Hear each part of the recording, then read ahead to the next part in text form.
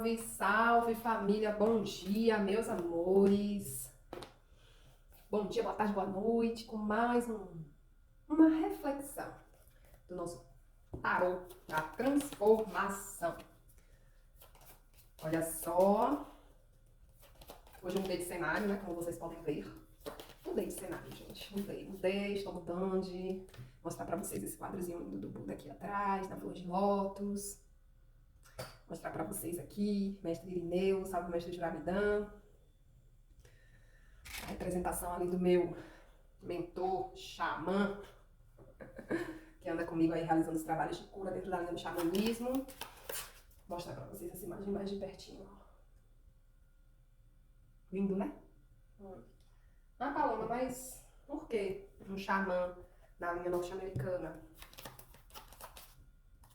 Porque um xamã na linha norte-americana, gente. Porque antes de encarnar aqui no Brasil, antes de desenvolver o que eu faço aqui no Brasil, antes de ter algumas vidas, passar por algumas vidas aqui, antes de ser uma indiazinha numa encarnação passada aqui, dentro da Amazônia, eu desenvolvi esse trabalho lá. Entende? Então, as minhas origens ancestrais indígenas, e quando eu falo de ancestralidade, eu tô falando de DNA, de linhagem, daquilo que eu carrego dentro do meu sangue, correndo, né, nas minhas células, e também de passada de alma, onde tudo começou foi lá. Então é por isso que a gente honra quem veio primeiro, né? Depois a gente honra os daqui. E no final a gente honra todo mundo, todos os povos originários de todos os lugares do mundo, do planeta, tá? Sem distinção, sem comparação, porque cada um exerce sua particularidade, cada um exerce o seu trabalho de forma única, né? Porque nós já sabemos que não tem que existir comparação, não tem que existir ninguém melhor, ninguém pior. Todos somos espetaculares dentro daquilo que fazemos. Olha que linda! Carta 50, a carta da compaixão. Olha quem aparece aqui pra gente. Maravilhoso, mestre Yeshua Ben Joseph. Sananda, Jesus Cristo. Maravilhoso, com um chicote na mão, acabando com tudo lá no templo, ó. Vocês conhecem essa passagem, né, gente? Vocês conhecem essa passagem. Se vocês não conhecem, depois vocês vão dar uma lida, mas eu vou falar pra vocês, porque eu acho que essa passagem, essa carta da compaixão, ela traz justamente, né, a memória, essa passagem. Mas eu sugiro também, né, que quando vocês estiverem com um tempinho aí, vocês pesquisem na Bíblia mesmo. Quem não tem Bíblia em casa pode pesquisar no Google. O trecho, né, da Sagrada Escritura que traz essa história, tanto contada, né, pela Bíblia, e agora vocês vão ouvir com um olhar, né, um pouco diferenciado, mas associado ao misticismo. Jesus e os vendilhões do templo. As pessoas vêm até a mim e perguntam o que é certo e o que é errado. Eu digo, consciência é certo, inconsciência é errado. Não rotulo as ações como certas ou erradas. Não digo que a violência é errada, algumas vezes a violência pode ser certa. Não digo que o amor é certo. Algumas vezes o amor pode ser errado. O amor pode ser dirigido à pessoa errada. Pode ter motivos errados. Uma pessoa diz que ama sua nação. Isso é errado, pois o nacionalismo é uma praga. Outra pessoa diz que ama sua religião. Essa pessoa pode matar, assassinar, incendiar os templos de outras pessoas. O amor nem sempre está certo. E a raiva nem sempre está errada. Então, o que é certo e o que é errado? Para mim, a consciência é o certo. Se você estiver com raiva, mas em total consciência, até a raiva estará certa. Se você estiver amando sem consciência, mesmo o amor estará errado. Assim, deixe que a qualidade da consciência esteja presente em todos os seus atos. Em cada pensamento, em cada sonho que você tem. Deixe que a qualidade da consciência penetre cada vez mais em seu ser. Banhe-se na qualidade da consciência. Então, qualquer coisa que você fizer será uma virtude. Então, qualquer coisa que você fizer será uma bênção para você e para o mundo em que vive. Deixe-me lembrá-lo de uma situação que ocorreu durante a vida de Jesus. Ele pegou um chicote e entrou no grande templo de Jerusalém. Um chicote nas mãos de Jesus, era isso que Buda queria dizer quando falou. Uma mão sem feridas pode levar até veneno. Uma mão sem feridas pode levar até veneno. Sim, Jesus pode usar um chicote. Não há problema nenhum nisso, pois o chicote não tomará conta dele. Ele permanece alerta, tamanha é a sua consciência. O grande templo de Jerusalém havia se tornado um abrigo de ladrões. Havia mercadores dentro do templo que estavam explorando todo o país. Jesus entrou sozinho no templo e revirou as bancas de mercadorias, jogou todas as mercadorias no chão e criou tamanha balbúrdia que os mercadores fugiram do templo. Eles eram muitos e Jesus estava sozinho, mas ele estava a tal ponto tomado de fúria que causava medo. Ora, isso se tornou um problema para os cristãos. Como explicar os atos de Jesus? Porque todo o esforço dos cristãos tem sido para provar que Jesus é como uma pomba, símbolo da paz. Como ele poderia usar um chicote? Como poderia estar tão furioso, tão enraivecido, a ponto de revirar as bancas dos mercadores e expulsá-los do templo? E ele deveria estar furioso, do contrário, teria sido dominado, pois estava sozinho. Sua energia deveria estar tempestuosa. Os outros não podiam enfrentá-lo. Os sacerdotes e os mercadores fugiram gritando: esse homem é louco. Os cristãos evitam essa história, mas não há por que evitar se você compreender seu sentido. Jesus é tão inocente. Ele não é a raiva, ele é a compaixão. Ele não é a violência ou a destruição, ele é o amor. O chicote em suas mãos é o chicote nas mãos do amor, nas mãos da compaixão. Um homem de consciência age com a sua consciência e por isso não há arrependimento. Sua ação é plena. E uma das belezas de uma ação plena é que ela não cria o karma. Não cria nada. Na verdade, não deixa nenhuma marca em você. É como escrever na água. Antes mesmo que você tenha terminado, o que foi escrito já se foi.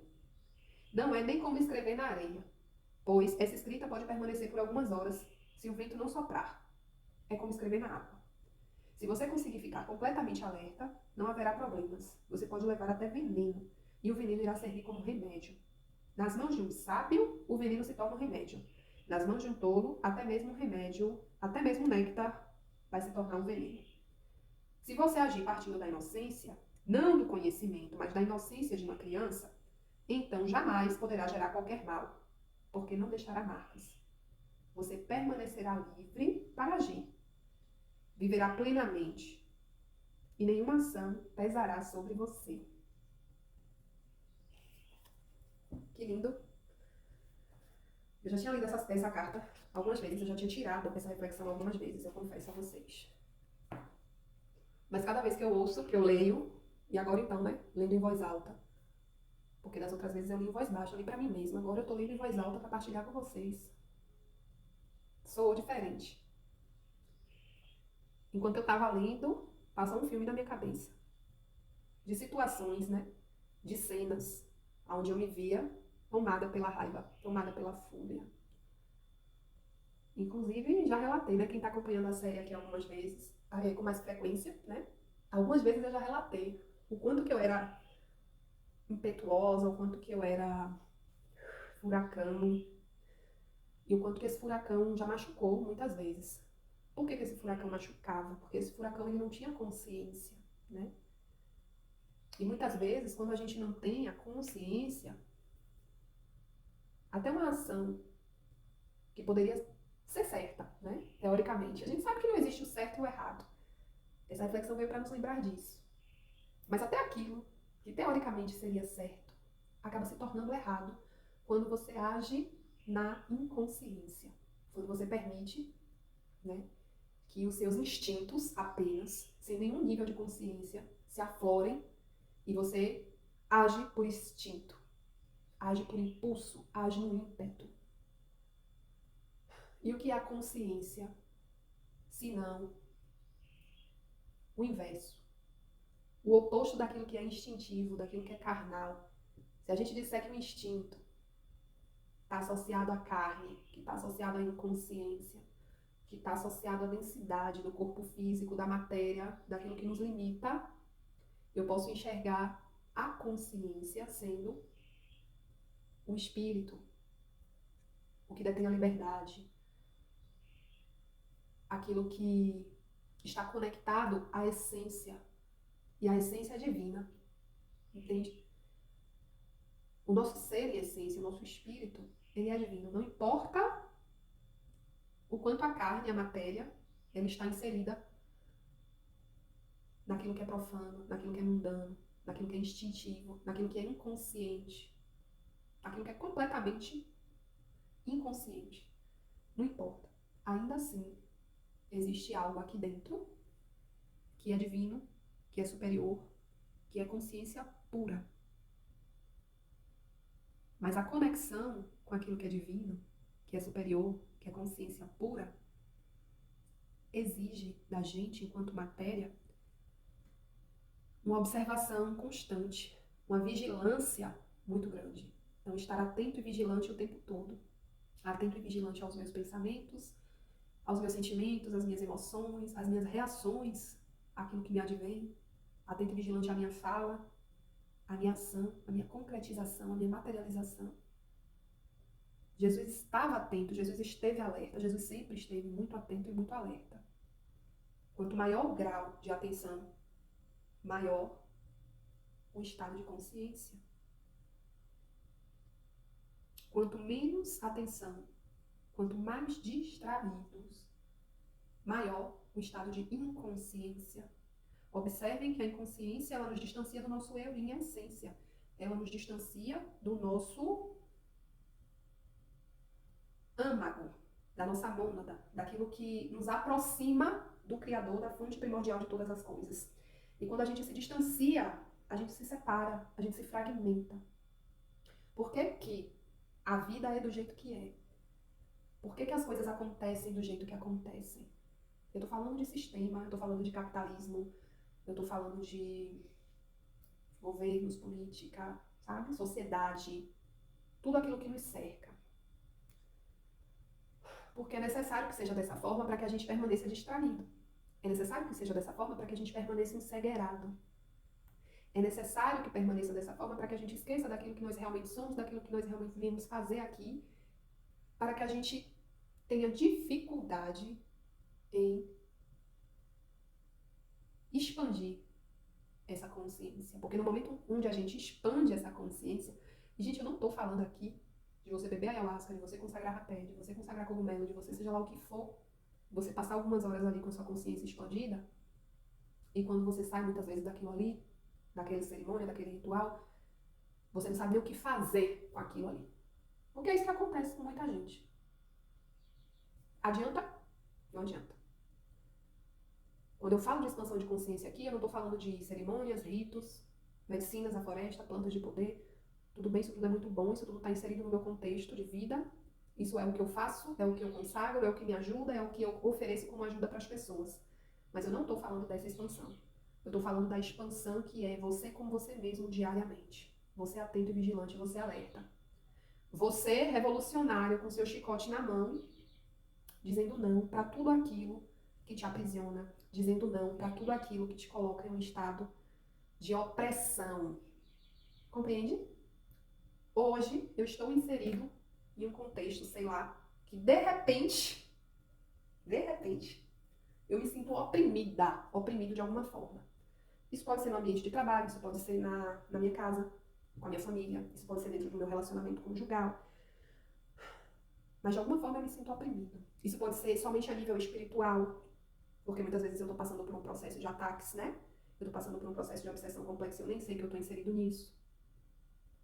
Mas de alguma forma existem coisas que me oprimem e que impossibilitam que eu desperte, que eu ative, que eu assuma o bastão do meu poder pessoal e que eu dê direcionamento à minha vida em paz, com harmonia, com leveza, com tranquilidade, percebendo, sabendo onde eu estou pisando, percebendo, sabendo aonde eu quero chegar, percebendo, sabendo qual é o caminho, qual é a rota. Essa rota está minimamente iluminada para que eu possa trilhar esse caminho sem me distrair, sem me desviar. Observe que as distrações são apenas tentativas de desvio da sua caminhada, da sua jornada, em prol do lugar onde você necessita chegar. E às vezes essa jornada pode ser uma meta, um projeto que você tenha a curto prazo, pode ser algo a longo prazo, a médio prazo, depende. Então, gente, o convite de hoje é para que a gente se observe, é para que a gente se perceba, é para que a gente tenha coragem de olhar para tudo isso que nos cerca e olhar principalmente para o que está aqui dentro e perceber o que é que tem me distanciado da minha essência, que é a minha consciência.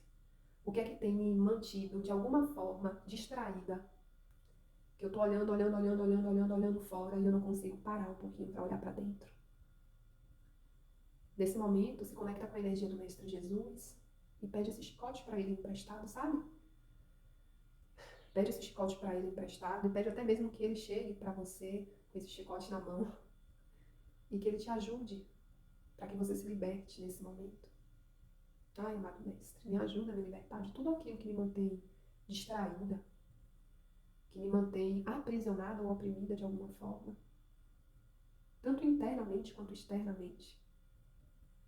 Eu quero poder, amado mestre, agir cada dia mais com consciência, pensar, sentir, reagir, falar. Eu quero poder cada dia mais estar conectada com a minha verdade, com a verdade da minha alma, completamente conectada à verdade da fonte criadora, para que eu possa manifestar cada vez mais essa consciência aqui na Terra, auxiliando assim no processo das outras pessoas. Porque se eu consigo ancorar a luz, se eu consigo ser essa luz, e não é a luz que brilha, mas é a luz que ilumina, eu consigo inspirar pessoas para que elas possam também se iluminar. Se a gente olha para um céu estrelado, a gente não vê as estrelas competindo entre si. Então eu te convido, na primeira oportunidade que você tiver de olhar o céu estrelado, isso pode ser hoje mesmo, se você quiser, que você apague todas as luzes e você vá para um cantinho onde você possa se conectar com o céu e se entregar nesse momento para essa contemplação. É um movimento meditativo de contemplação. E você vai notar que no começo você vê poucas estrelas. Vai aparecer uma aqui, uma acolá, uma bem distante. Só que quanto mais você olha, quanto mais você observa, quanto mais atenção você dá a elas, outras estrelas virão para iluminar esse céu. Estrelas menores, estrelas maiores. Daqui a pouco você vai ver esse céu muito iluminado, bastante iluminado. E eu quero que você note que quanto maior a quantidade de estrelas brilhando nesse céu, dentro daquilo que os seus olhos conseguem ver, enxergar e contemplar, mais bonito esse céu vai ficar. Quando você se ilumina, que você inspira outras pessoas a se iluminarem também, tanto mais a terra bonita há de ficar. Então não tem porquê, enquanto estrelinhas, a gente querer brilhar sozinha. A gente precisa aprender e precisa desejar brilhar e iluminar outras estrelinhas mais. Para que o quanto antes essa terra possa estar em festa, em celebração, com cada ser humano aqui encarnado, podendo exercitar e entregar o seu pleno potencial, entregar os seus dons, entregar os seus talentos, realizando aquilo que realmente nasceu para realizar, se sentindo completamente feliz, satisfeito, pleno, realizado. Essa é a meta, viu, gente? Essa é a meta para mim e essa é a meta que eu partilho com vocês, para que vocês possam também começar a sonhar esse sonho junto comigo. Um beijo, que Deus abençoe e até amanhã.